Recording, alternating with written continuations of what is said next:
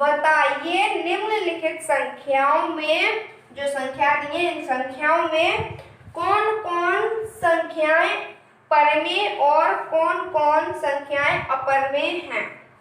ये हमें बताना है, इनमें से कौन सी संख्या परमेय और कौन सी संख्या अपरमेय है। ठीक है, तो हम ये रूट में लिखा है, तो इसमें हम क्या देखेंगे, जिस संख्या के हम गुणनखंड कर सकते हैं वह हमारी क्या होती है, शांत होती है, और जिस संख्या के हम गुणनखंड नहीं कर सकते हैं वह हमारी क्या होती है, अशांत।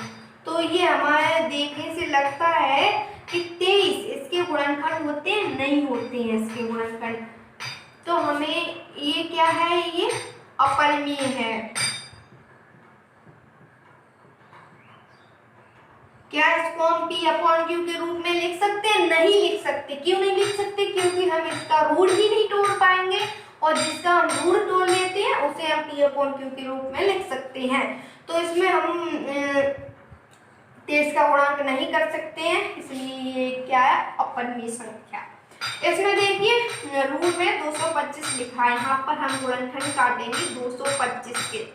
तो सबसे देखिए सबसे छोटी संख्या से भाग देते हैं, तो यहाँ पर 5 2 7 2 9, तो ये संख्या हमारी जा रही है 3 से। 3 से हमने काटा तो 3 से तो 21, यहाँ पर 3 15। अब हमारा जा रहा है 5 7 12, फिर से 3 बार जा रहा है यहाँ पर, तो हमने यहाँ पर काटा 2 और यहाँ 5 बार। ठीक है, अब हमारा ये भाग जा रहा है 5 से, तो यहाँ पर हो गया 5 25, यहाँ पर हो गया 1, इसका एक जोड़ा बना और इसका एक जोड़ा बना, तो इसे हम लिख सकते हैं 3 गुणा 5 बराबर 15। इसका जो आंसर है वो हमारा 15 है। तो ये क्या है, ये हमारी परमेय संख्या। क्यों है, इसका हमने रूट तोड़ दिया है, ये हमारी परमेय संख्या है, ये परमेय संख्या है। ठीक है, इसमें अंकों की बार-बार पुनरावृत्ति नहीं होती है, ना ही इस पर डैश लगा है और ना ही इधर इधर डॉट डॉट लगे हैं। ये हमारी क्या है, ये भी हमारी परमेय संख्या है। जहाँ पर अंकों की बार-बार पुनरावृत्ति नहीं होती है वह हमारी, उसे हम P अपॉन Q के रूप में लिख सकते हैं।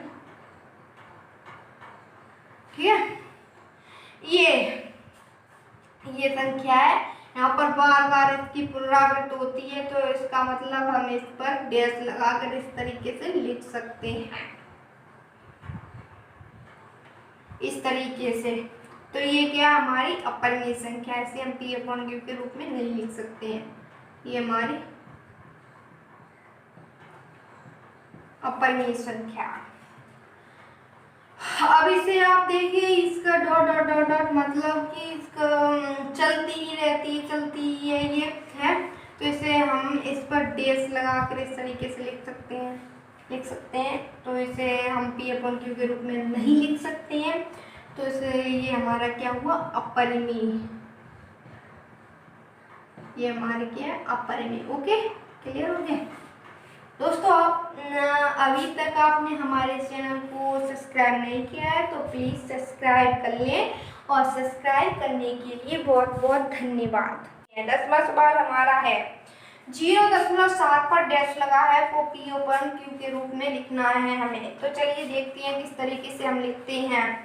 तो यहाँ पर 0.7 डैश लगा है यहाँ पर, तो इसका मतलब हम इस तरीके से इसे डॉट डॉट डॉट डॉट लिख सकते हैं।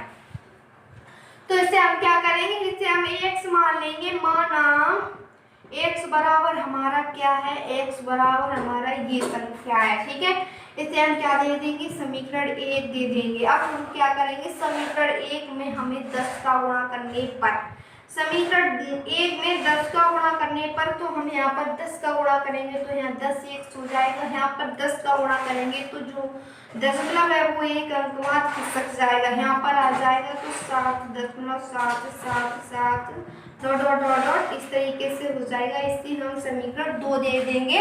अब हम क्या करेंगे, हम समीकरण 2 में से समीकरण 1 को घटाएंगे। समीकरण 2 में से समीकरण 1 को घटाएंगे तो चलिए घटाते हैं। यहाँ पर बराबर 0.7777 डॉट डॉट डॉट डॉट, इसे हम घटा रहे हैं तो हमने माइनस का चिन्ह लगा लिया, यहाँ पर घटाएंगे तो यहाँ 10x में से 1x गया, हमारा बचा 9x। अब यहाँ पर साथ में 7 गया 0, साथ में 7 गया 0, साथ में 7 गया 0, साथ में 7 गया 0.7। दशमलव के बाद जीरो का कोई महत्व नहीं होता है तो इन्हें हम हटा देंगे। ओके, अब x के गुणांक में क्या है 9। अब हमें गुणांक में जो संख्या होती है इसे हम अगर दूसरे पक्ष में ले जाएं तो वह भाग में पहुंच जाती है। यदि हम x का मान निकालेंगे तो ये हो जाएगा हमारा, यानी 9 7 के बटे में चला जाएगा। ये एक परिमेय संख्या है, 7/9 एक परिमेय संख्या है जिसे हमने p/q के रूप में लिखा, जहाँ p बराबर हमारा आ गया 7 और q बराबर हमारा आ गया 9। ये प्रूफ हो गया।